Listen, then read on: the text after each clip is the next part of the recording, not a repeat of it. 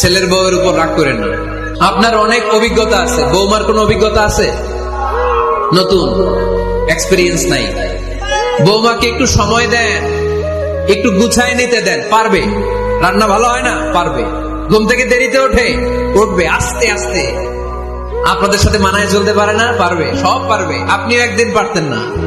আপনি যখন প্রথম বৌমা হয়ে গেছিলেন, ওই কথাগুলো খেয়াল করেন, আপনার দিনগুলো তখন কেমন কেটেছিল।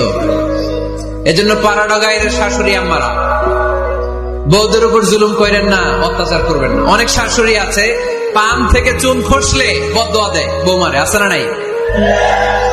কিন্তু এটা কল্পনা করে না যে এটা আমার নিজের পেটে ধরা ছেলের বউ। এই মেয়ের বদদোয়া দিলে তো আমার ছেলের পরিবারের ক্ষতি, আমার নাতি নাতনিদের ক্ষতি। এই কমন যোগ বিয়োগটা বুঝে না, এটা করবেন না।